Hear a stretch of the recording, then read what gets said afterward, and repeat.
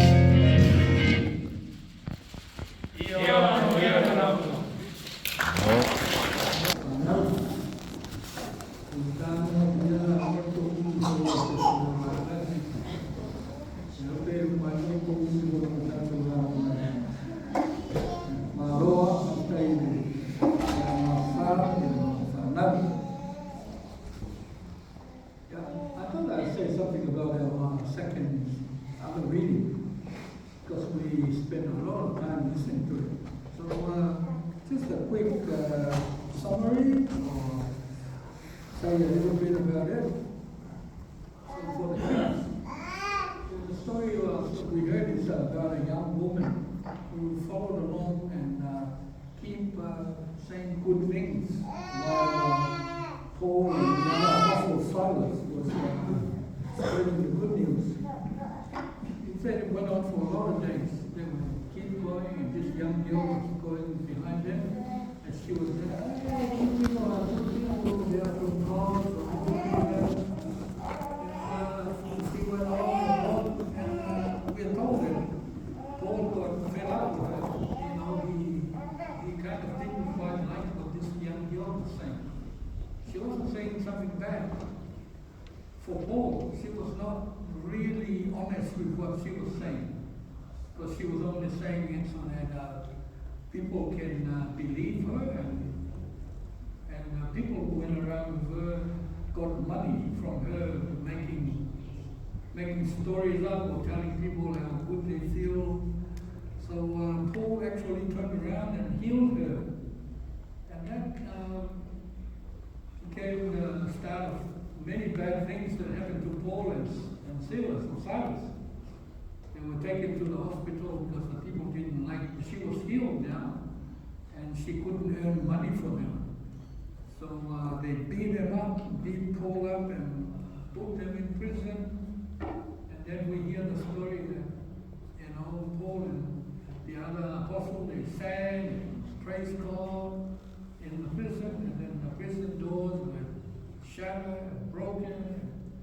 And even you see something on their feet there where they were locked by some boards. So everything was broken and they got free. And Saul was really scared. And he thought that all the prisoners have gone out of prison. And as you see there, he was going to kill himself. But Paul said, no, don't do that. We're still here, nothing's happened. We're still here. And then he asked him, what can I do?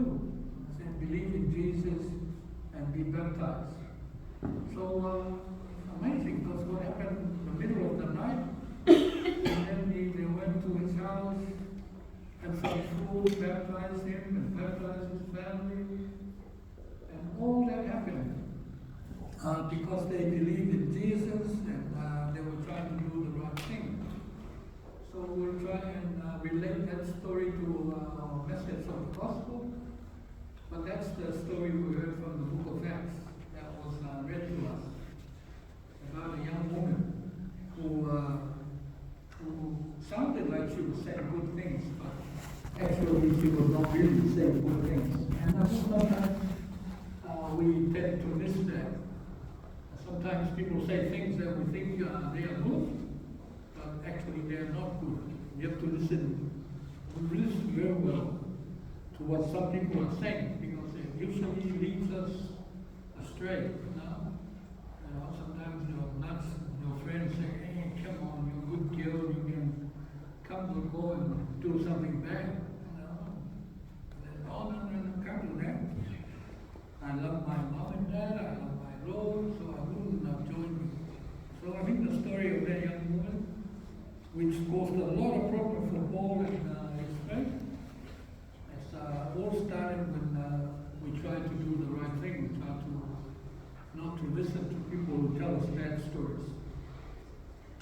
So hopefully, kids, you'll be alert and be aware that sometimes people say things to us that are not really good for us. But we continue to pray for you, and that you continue to be good kids, grow up in love, kindness, and obedience, and have good futures. So God bless you. Ole lama, il scopo umano del tuo rimane a Roma della Maria. Amen. In yatasi o ilato, paperi o ilato o tasi. In yatasi o ilato, paperi o ilato o tasi. So that they may be one as we are one. Ja, hoe vertalen we zo met de toer van de maan voor een vrouw? Van mij is zo dat er een beetje in de voet is, dat is zo. Hij doet je schoen en tegen van de taal maar zeg maar zo. Als het tasje ook net aan nou je hele loop maar dan nou je schoen in je tasje. Unity, dat is het van dat. Onde está sendo se frequência? Agora está sendo ali, não tem outra cidade da Tula, não foi mais. A melhor ele frequência. It's not easy to have oneness. Onde está sendo, ele melhorou o feito da taça. Então o mais tato, a festa do outro dia, eu sou aí, falei. Madam dia dah tukar tak nak Whai tu e tau whamawhi mana te tau matiti. Ia a o tele o mea whai nei, whawhea ngā whatima. O lea tonu na mea lea sa me o nau ia i le whina ngāno o Iesu. How can o le talo Iesu le talo wharamota i koe rusu. O mei talo Iesu o te le ta talo hotu nao i la tau ia. Nei nei nao au so. Ai mō i la tau fo. O le ani liu i le upu o le maingale. O le upu la na le whai mai mau mai a tātou.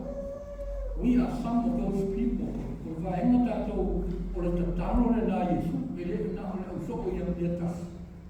A o i lato uma o le a whako tua i lato upo le uso. Leo wha awong mai i le telo tau sanga mao mai a tato. O tato si le whawhena na whatasi. E le na tato. O e mo isi mo tu mo isi. How can all these people be one? It's not easy. Lama o le tasi o le me i le manatu o tamata. O le tasi o te tusa. Tusa o mata mata e le whaera tusa. Tau wharam so o a te le whai koe ponga, o mo whatasia le tange, wa avea matino e tasi. E no nā. I le mo whainu tasi. E so ki ale mari e le wape e le whainu. O le isi me whauinga o whauinga tawiti mo mo tawiti o le tasi. And even ke mai pile mo mai si tawiti. E se uno. Ele tu sabe que no toma. Ele cruza. It's not easy to pursue. Petulitulia o mundo mesmo da outras. Olha o vídeo. Isso não é vai. Olha o que ele vai fazer. E a tassi loto da outra que ele foi fazer. Ele foi então você vai mandar fogo fazer. Ale mō le mea o tasi. Ia a tere whai ngā mai fōko o whapesi o whapesi. O nā o le mō le mea o tasi. E o e tonu o e karesia. A matasi e karesia. Loto whakasi tamata maturi au pū le manatu le. Ila ia mō se me tā wai si le mū o tamata o. Tasi e tamata. Ia o mai wha. E whape nā le o lama e le whape e se kai se whaina, ona ese tangata. Tau mako whakaropo, tau whaia, tau turitu. O le tau sanga i aduho mai e tasi, ona so o matatu, e pei o le tamā mai e tasi. O le paradigm, o le model, o le example le nā. O le me whawhea whakino o tasi. O le whenua o le lalulangi na whai le whawhanga a le kua tōru tasi. Le tua le tamā, le alo ma le ngā mpaia, whau ai le lalulangi le a le tasi. Nā le muri mau mai mai sa i le ngā o le tua. A le kutua muri mau mai tustaka. Sa i nā matama. Lo miona le uma o vol te ko wala au le ko la foi ta ta mai o mai. O mai ta ko foi la ta mata ta ko fa. Ma tu sala le o le o ta ko fa tu sa o le tu o to tas. O le ta foi na na fa ma ma e o le tasila o le tino. E mo foi ta si ski. Te ia le foi na tasila tino o le ta ma le ta ni ma fi. Ele veio no esse tangata ia e tasi le loto le no pese e tamas tasi le loto, tasi le fatu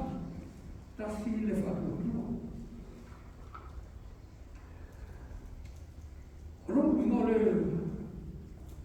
le unity a le atua mai Iesu o le whakasinga o le tasi wha le atua le mana o le atua e whapena tato. Just like me and the Father are one, that's how He wants you and me and everybody to be one. Winga o le mafutanga e whaia, o le mafutanga whaatua. O le mafutanga, e paua me koe na whaatua le mafutanga. O le tofu o tātou ma le ngama o le e le mawhai na tasi o tātou tino. E mawhai na tasi o tātou loto mo tātou wā. E paua rana me mawhai na tasi le loto mo le ngama, o le au mai o le ngama o le tua, le tu watu lo loto mo lo whina mo lo mai a te. O na whaatua a mawhai leo tasi. Se o kufa pe tau whai ai sisi mā losi, ia o sisi a whai, e lemu whai.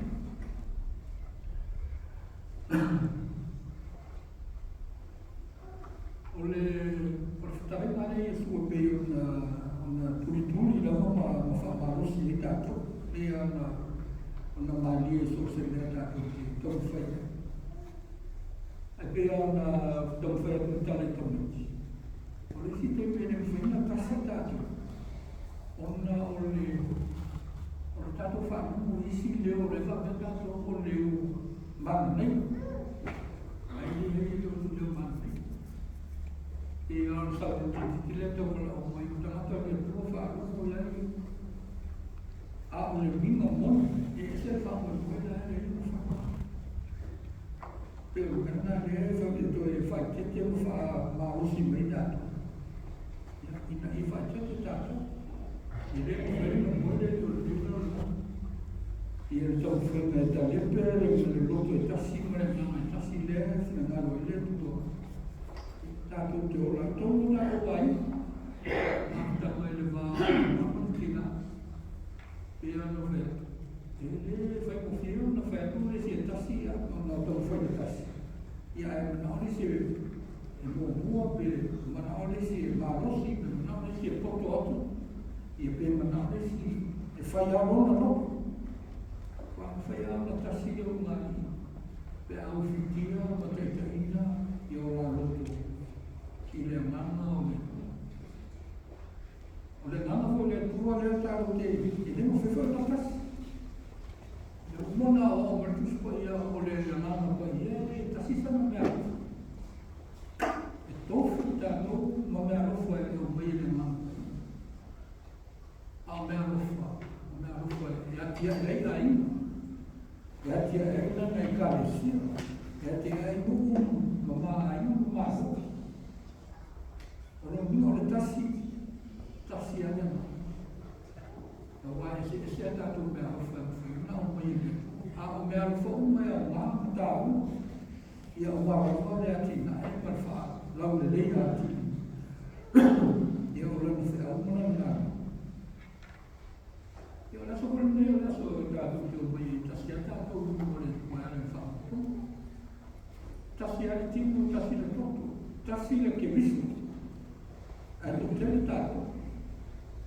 Toko a tātou o mai waenga o le tino o le toto. E whao ngā. O alawa whawhita au. O alawa nea mo mawhai o tātou hopo.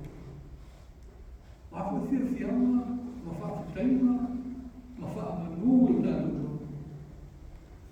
E tauna uma e le tino ma le toto e tasi o ke wisi.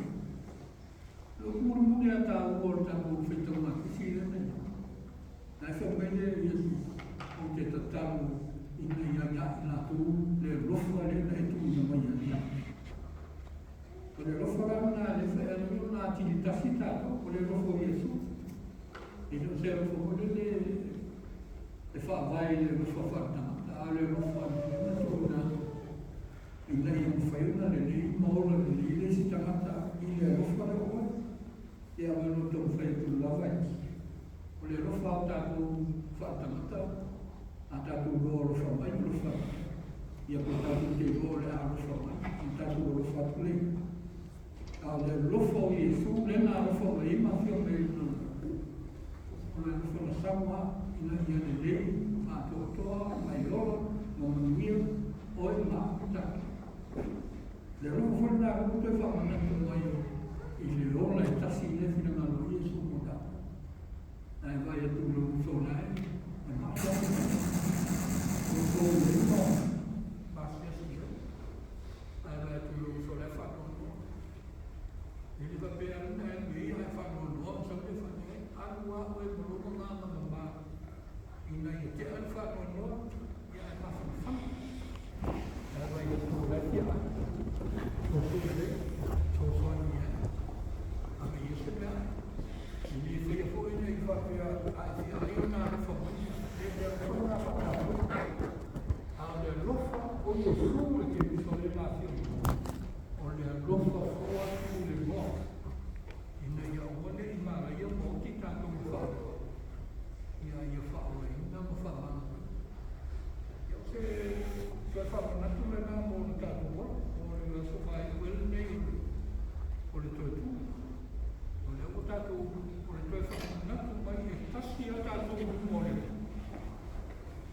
tātou o lana whanau. O mauna whanau ina ma whakwa iei. Una tātou muna mora mea mana. O le mewa nai ma fua i tātou ola ma whaiuna tasi. Ola whea matai, whea loa loa. Ola wai loa o resi tamata, o le tamata o umana whakanga ina. Umana whakwa iei ina ma mana ina ele. Ave i mea rofa. Mea rofa le ngana pai. Wala mai fui le whasosoni mo e ma. Ai me whai whakuna wala i wai le whasosoni mo na. Mai ata o rea o whakanu e ina ma whakwa i ina e. O le whamara si au ina. Mai se tonu tātou bola i lana ki au ngā ngā. O ai nisi o uso wa ai nisi o tō whina tua ngani. Ka maa ki nā o whanau. O i tātou umaramo. O le tingo e tasi o ke miso. O iai ana mea rofa, o iai lona rofa. O iai lana tongi ola mo lana whamanga. A rofa le tua, i le tātou kāisia. I a tuha e mare ola ngāna due. Ola e no natu mo le tautunuma. O i tātou o lana whamanga. O uma o lana whamanga numa. I a pe nā ma mo rea, le ola la galei ma sa whamatuia. Tino le mafu whau na ngā. I a wāre tēra whi au ngā lana mai wara i nei tātou. I a koe o mai. I nei o tasi, i nā tō. I a whapei o tā ua o tasi. I le kofo i tū. Amen. La pena i a sauni whakana i a tas wanga mumo sauni o tā kori. Nui nā tūmuna e a mawha i a rei. Te talai mai Jesu. O ko ua i o mai a te ahu o e mawhatia, tina ina. Ma mawha o tūma mena. O fuki e mālo o a tūma. Sabi na hui ni te tanai mo ni to tūma leona. I le whaka tūma i a tau. E uino ai ora la vonia. O le mo la pistolo polo de Samina. Mai o fono mo mai le vi me no tu na tua ia to. Le lo polo fa la te nai ni ni su ni ta mai a reto. O fa tai to fele fa ia. O tino nei to fu su io to. Io to fu nei nei fa tu ia ja. Appena fu lì uno mondo nato ai fa per le pure nei o fele di fondere tutto. Io to fu nei nei fa tu ia ja la secondo to te fe fa. Wow, so quando ti hai di nga retto o fe lì. To che fai no a o sta bravo no vero ma di fatto non ti ha tu ya o è dentro wa nei fe me malama. Mele matu tu fia tua ia o e fantastico ma non podia so si tempi. Io non so se non forma. Ma matu pese fantastico poi ma non podia. Ma ne ho anche ma me se lo fu forma con la in una forma paulo. E paia le ri. Le tu e on ma rosi ma le mana o malava. O tu mulangi ma la langi lo man. O sana I mea pito lunga. Ia man viere a fio mai suafo le ri. O sana I mea pito lunga. Tumana. Ia paia ro suafo. Non rangi plen fai langi. Ie foi mai ati matu mea sine matu mea ai tamreas. Ie va mangam mea ati matu mea matu sama. Ie un matu foi matu va mangan na ie vangne mai ati matu. Au foi tai na matu me fa so. Ie na vea ie matu vai lea. Ai o malu man. Na tua mari nga fa balava. Ma tu fa te tu mo vi oe le tu vai mo lo te le lava ne foi no mai ero walo to tasi o Gesù Cristo. E ne le fa su tasi fa tu ia te io ai mo e ia le ora fa va. Ma le whafta i tu rama o le wala ni whanau no le ui. O na wana ngā luenga o onga mawamenga. O na wana po ngā maro ni liu nungo le sāturu. O na wana tui whatu i na mai ni tu mabau le oti. Ato ai marona si waka i ile nani. Ia ia te tau le li. Ni whapena fu ia tui. Si ai o mātou ngā ngai le li. E si e matu nganga i li. Whafta i atu le li i roho tōku tu. O taulawa o na matu whaftai atu ia te ia. Le tua mo ngai. Ia e whapa i ina ranga le nei a reto mare nei oina. Ia ala i la uku maro ngā. Nei whape nao ngā vea i mōna mātou. O le tātu wanga whakasi ni tino ma le toto i Jesu Christo o mātou whaona. Whape nao maona i kia i tonu i a mātou. Mātou ora whakasi i tonu i a ia.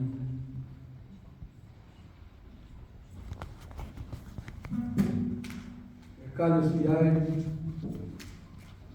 o le aleto le nei, o tātou tofi nina, o le whainonga le modea, o le tātou ai whakasi ai, e le tino o ke Kristo mo vai nei.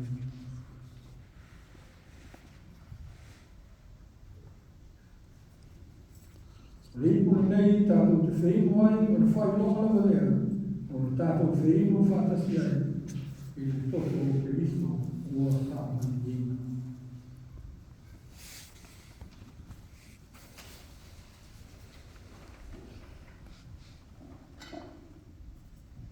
Le kālesi ai o le tino ma le toto le nei o Keriso e te taulama o le tātou taliaina. I le loto whātua ma le whautauta. I nei e whaola i nai o tātou tino ma nganga nei mātai au. E o atu e lama e le ola whātua. O te wanau atu ma le whātua i sauswaina o tātou. Whātua e tu mai tu whātua.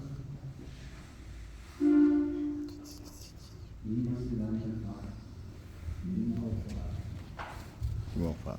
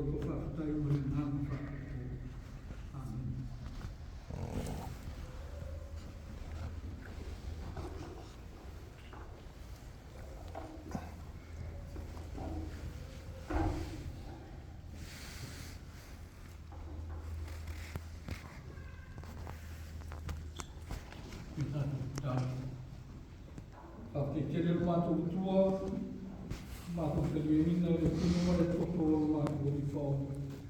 Mātou te tono, wā rea neo se vae o mātou o le tino le mātou whao i mare nama. I e whatuku, ma whakuna tele o mātou o la. I a mōri maure na rangi o i mātou rawa o so mōri. Whamia lau whanau o tau nino o whaineo. Amen. Nā tātou whai uri ne sa ringa i pese se rau whiri whakiti. O le rofa tu nou, wala mai, so sora i le maunga tau te ola mai.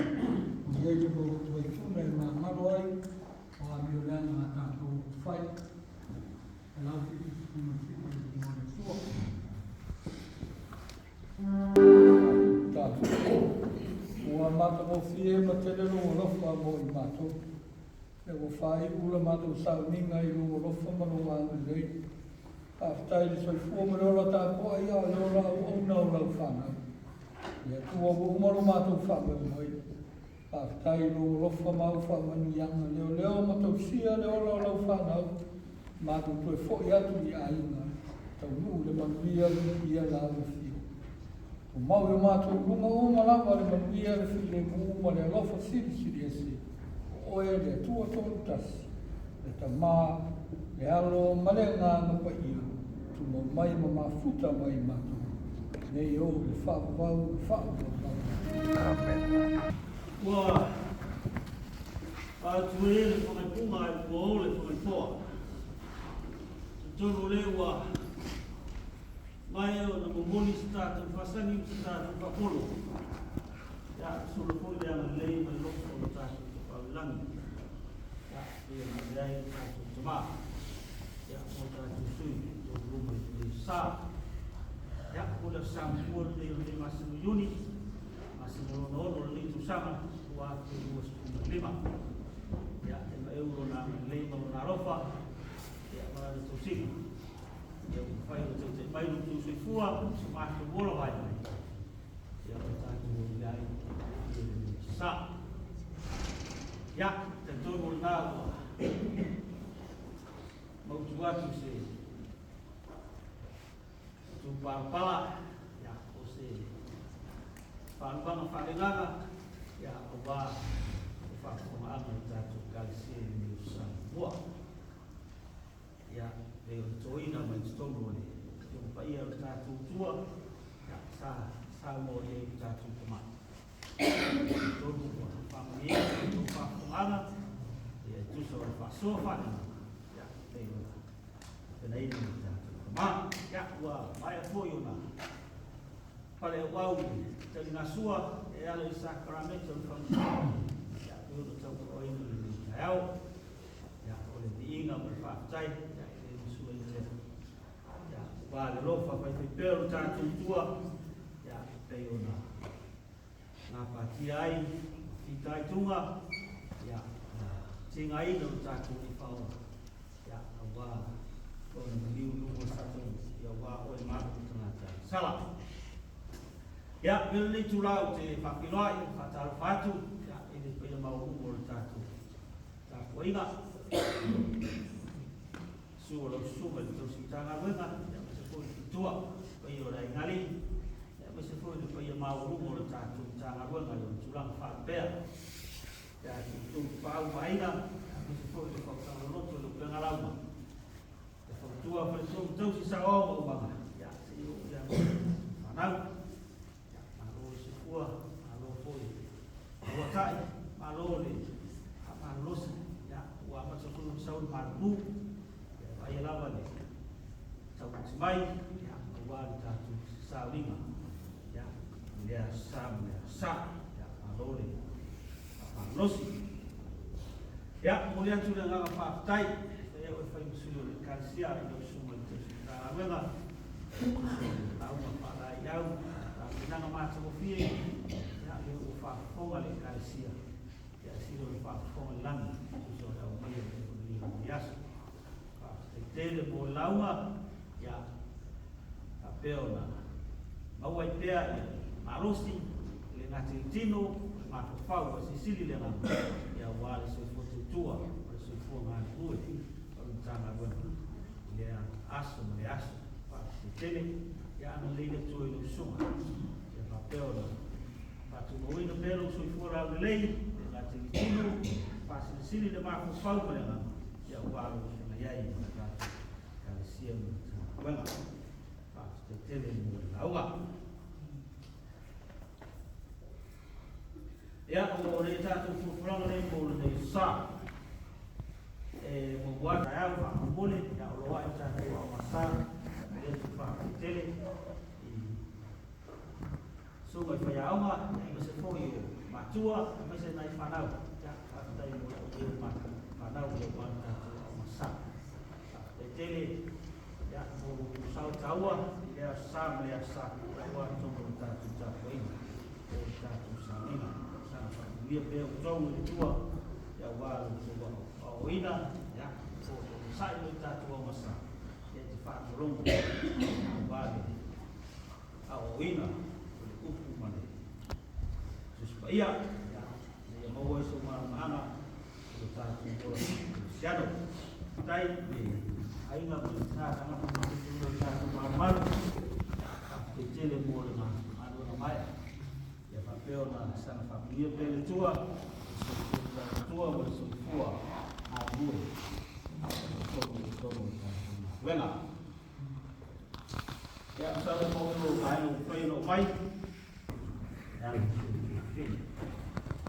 tulang isang whainga o ia mo matu ia ke luto e au mai se upo matu na se patawa o lea ia ana lei tua ia sunga ia mau pe file mu ia mau ale loto sai ama nei nei tua ia sunga ia ma se fo e fanau ia ma se fo e ia no tuai ia perio dei vai a se fai o tanto Kalesia ai te tasi te au mga ruenga ia masi foi a oma ai whanau ia masi foi e roi i manu ta whai ia i o le sa tai ia a wai i kena pono ia ia su mona a rana e meisi i a loa ta a na a wai i runa sa tuba sa au a tai malos i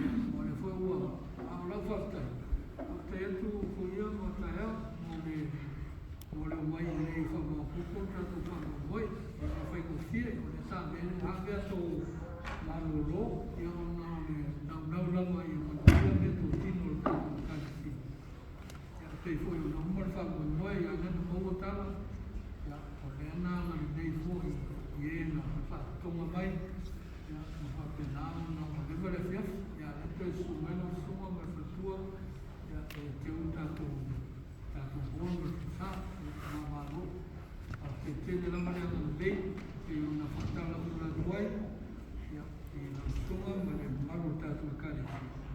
Wāle alo whātu fōi. E mai tangata sa Yesu Sosan. Yole tua, ngai la sia fōi mo u. So se ngā nuenga o ngā nuenga, ma tātou ki whai. Oro se fia tua.